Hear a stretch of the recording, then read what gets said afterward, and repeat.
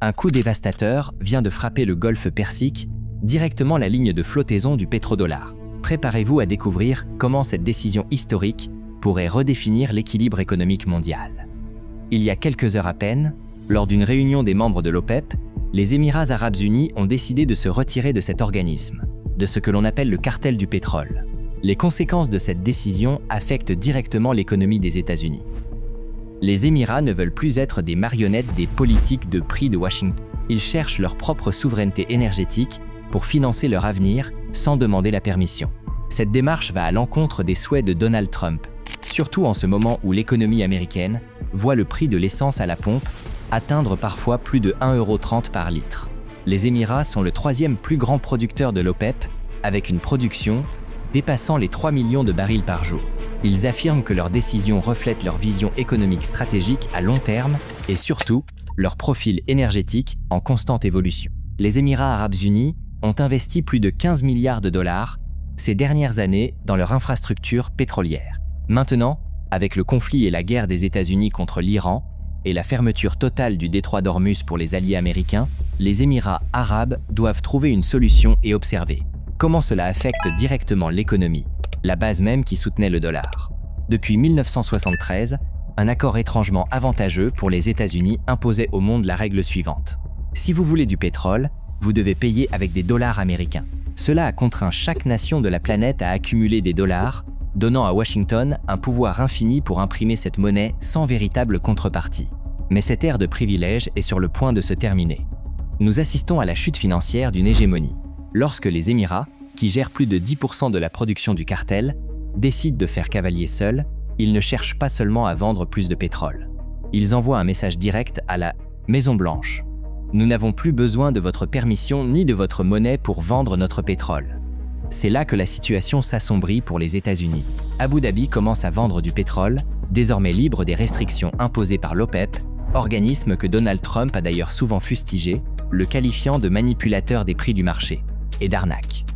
Ironiquement, les fondateurs de l'OPEP étaient le Venezuela, l'Arabie Saoudite, l'Irak, l'Iran et le Koweït.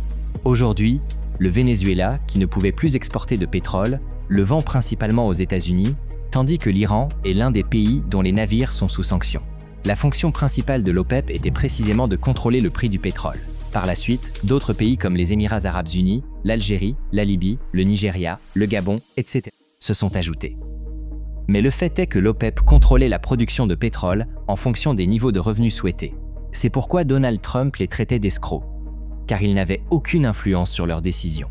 Cependant, l'ironie ou la contradiction, comme beaucoup de celles de Trump, est qu'en 2020, lors de la pandémie, il a fait pression sur l'OPEP pour qu'elle réduise le prix du baril de pétrole, ce qui s'est traduit par une baisse du prix de l'essence. D'un côté, il les critique, mais quand il veut que les prix baissent, il les force à le faire. Et cela fonctionne. Mais maintenant, les Émirats arabes disent « ça suffit ».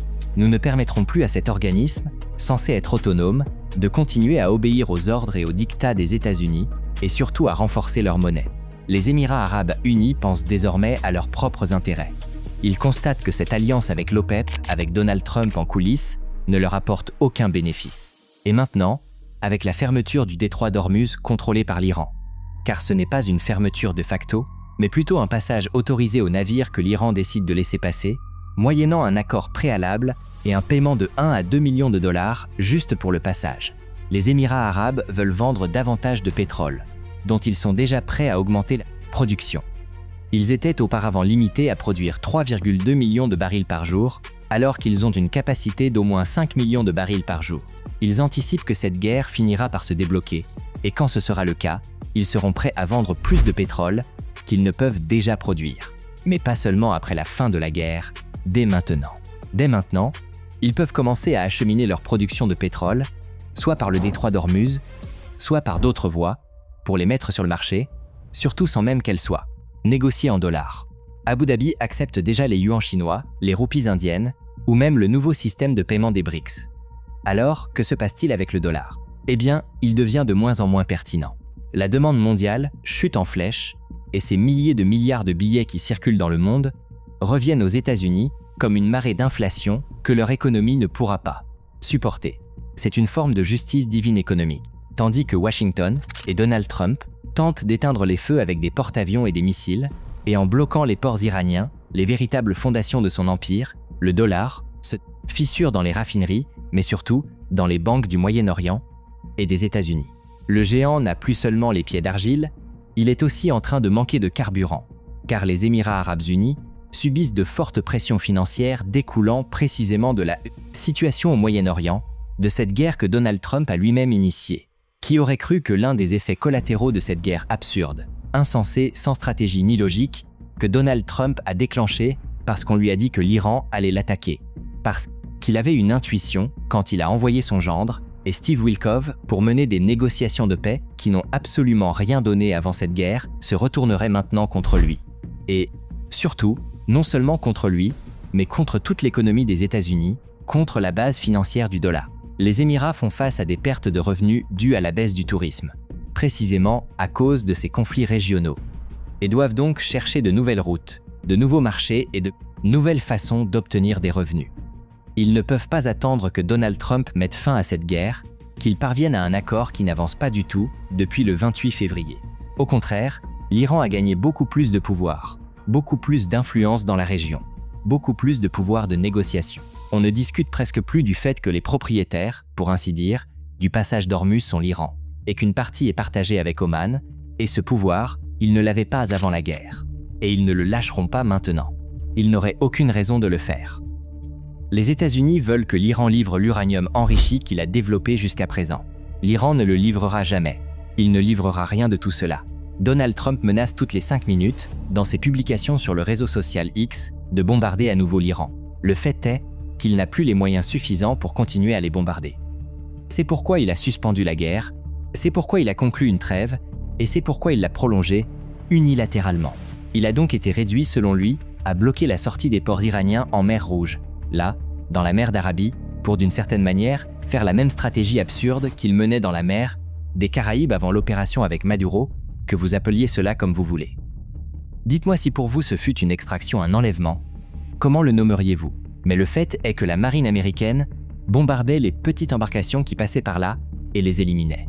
Et maintenant, elle utilise la même tactique qui ne donne aucun résultat, car elle n'a pas suffisamment de navires pour bloquer toute cette vaste zone maritime, ni le personnel pour bloquer tous les navires. Que se passera-t-il lorsqu'un navire battant pavillon chinois tentera d'entrer ou de sortir du détroit? Oseront-ils l'attaquer? C'est vraiment à cela que se réduisent les seules cartes des États-Unis. Tenter de bloquer cette route, qui d'ailleurs n'est pas du tout efficace. Pendant que tout cela se passe et que Donald Trump continue de jouer à la guerre, les Émirats arabes unis viennent de tirer une torpille directe à la ligne de flottaison du pétrodollar. Il faudra voir, à partir de maintenant, la sortie des Émirats sera effective à partir du 1er mai. Il faudra voir, à partir de là, comment l'économie des États-Unis s'effrite peu à peu, car elle perd son soutien, elle perd la base du dollar. Voilà comment les choses se présentent. Ou dites-moi ce que vous en pensez. Et si vous voulez comprendre comment cette escalade prend une tournure encore plus personnelle et individuelle pour les soldats de ces pays, notamment à travers des messages menaçants sur leur téléphone portable suite à un piratage, je vous invite à explorer les détails de cette situation complexe. Je suis José Carlos, on m'appelle JC.